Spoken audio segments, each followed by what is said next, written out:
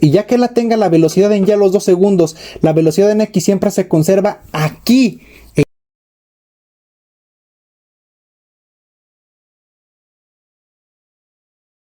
Para la solución del problema también hicimos un bosquejo. Disculpen si mis dibujos no son tan buenos, pero bueno, lo importante es entender el problema e identificar los datos.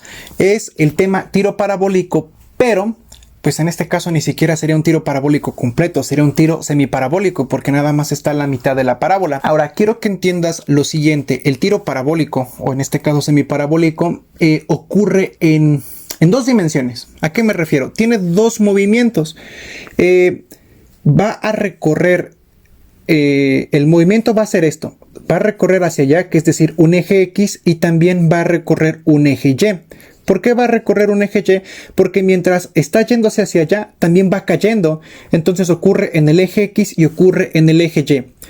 Pero hay que especificar que esta velocidad que te están dando, ¿por qué le puso aquí velocidad en X, maestro? Porque esta es la velocidad de salida. Y la velocidad de salida, cuando tú lanzas algo, si yo lanzo mi plumón hacia allá, observa, el movimiento que está haciendo principalmente es hacia allá, es horizontal. Entonces por acá, por eso la velocidad en X sería 30 metros sobre segundo. Oiga, ¿y cuál sería la velocidad en Y? Si yo lo lanzo así, solamente tiene velocidad en X y siempre se va a conservar hasta el momento de todo el recorrido. De su caída sería, porque si inicia acá, durante todo ese recorrido va a llevar la misma velocidad en X. ¿Por qué, maestro? Porque como no está afectado por la gravedad, pues entonces siempre va a ser constante. Entonces aquí tenemos un movimiento uniforme en el eje X, y para el eje Y sería uniformemente acelerado. ¿Por qué? Porque una vez que lo lanzo, para el eje Y, si ahorita lo lanzo así, vamos a hacer ese experimento. Si ahorita lo lanzo así, como acabas de observar, pues entonces inicia en 0. Para el eje Y su velocidad inicia en 0 porque es caída libre. Entonces yo lo estoy recorriendo hacia allá, pero hacia el eje Y no está cayendo. Hasta que empieza a caer, empieza a tomar una velocidad, pero inicia desde el reposo. Entonces la velocidad en Y sería 0. Bueno, una vez que hemos aclarado esto, que como se lanza, el movimiento que se lanza, pues como lo vas a lanzar horizontalmente, pues esa es la velocidad en X, y la velocidad en Y no la hemos calculado, pero sería 0. ¿Ok? Ahora, el problema nos dice que calculemos el tiempo que tarda el proyectil en llegar al suelo. Entonces, como nos está preguntando el tiempo que tarda el proyectil en llegar al suelo, pues estás de acuerdo que ese movimiento que está haciendo es hacia abajo, ¿sí? Entonces, como es hacia abajo, podemos ocupar las fórmulas de la caída libre. Y para ser precisos, vamos a ocupar la siguiente expresión. Por aquí están nuestras expresiones que podemos ocupar. Decidimos anotarlas todas para, les comentaba, el siguiente análisis. Como se nos pide el tiempo que tarda en llegar al suelo, pues el movimiento más lógico sería que si está de arriba y va a llegar a la parte de abajo, pues tendremos que ocupar las fórmulas en Y, no en X. Entonces, pues esta queda descartada, la primera. La vamos a descartar.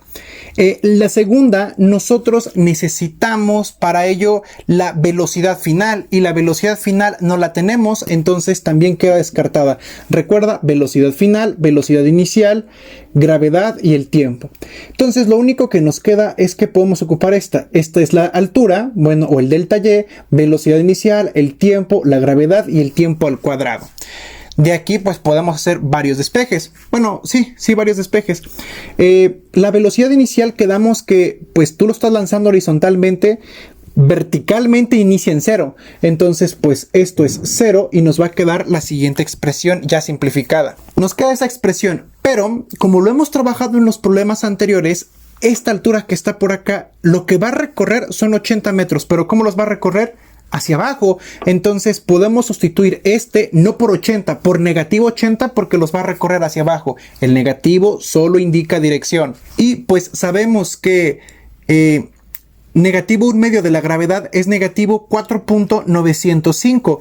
Ese 4.905 negativo está multiplicando, lo podemos pasar dividiendo. Sabemos que menos entre menos es más, Y esto es 16.30 del tiempo elevado al cuadrado. Yo no quiero el tiempo elevado al cuadrado, yo quiero el tiempo lineal. Entonces extraemos raíz y nos da que es de 4.03 segundos. Ese es el valor para el inciso A. Después, el inciso B nos dice: calcula a qué distancia de la base del edificio cae el proyectil.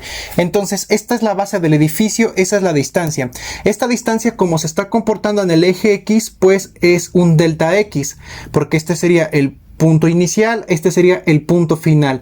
Final menos inicial es delta X.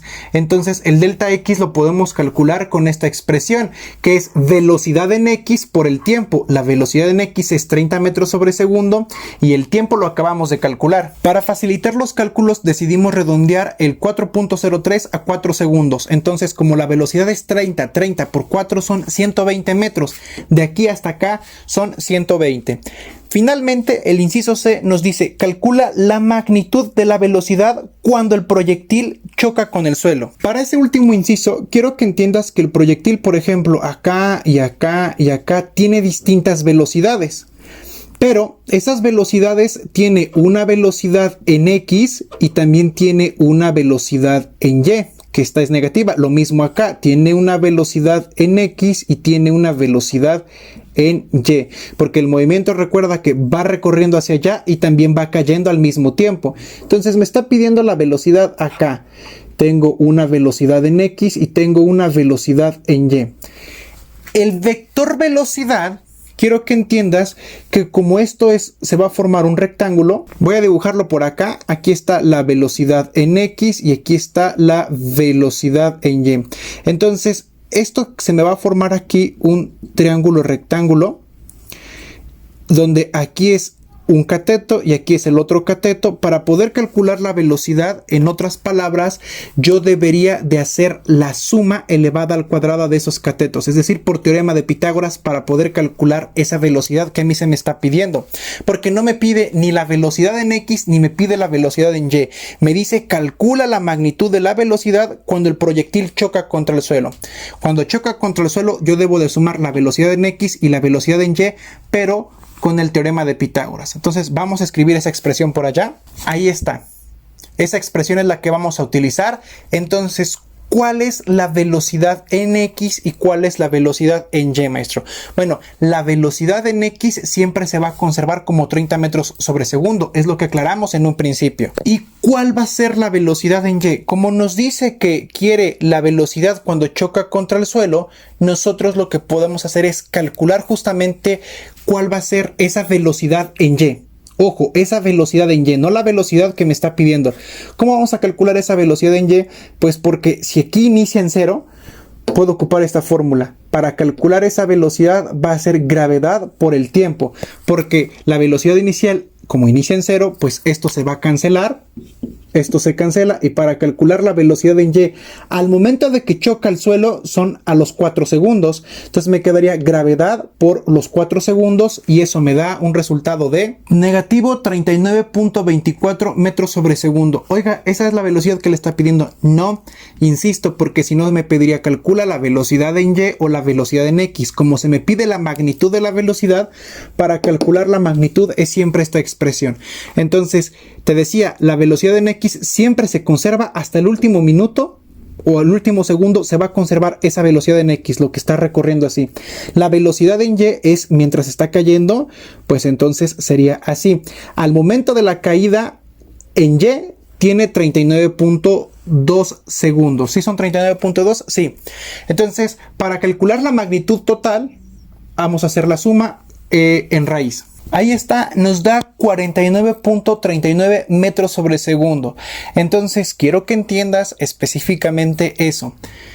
Que para calcular la magnitud de la velocidad en cualquier tiempo, primero necesito calcular en ese tiempo la velocidad en Y, porque la velocidad en X, desde el momento en el que te digan sale a 20, sale a 30, sale a 50, esa velocidad en X se va a conservar durante todo el recorrido.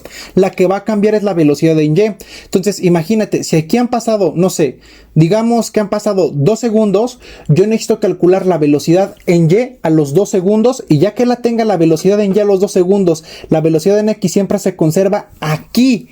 En este punto, la magnitud de la velocidad sería b en x al cuadrado más la velocidad en y al cuadrado, y esa sería la magnitud de la velocidad, en donde la magnitud de la velocidad es y se ocupa esa expresión que está por allá. ¿Sale? Bueno, pues espero que te haya quedado claro, y este es el primer ejemplo de tiro parabólico que fue semiparabólico.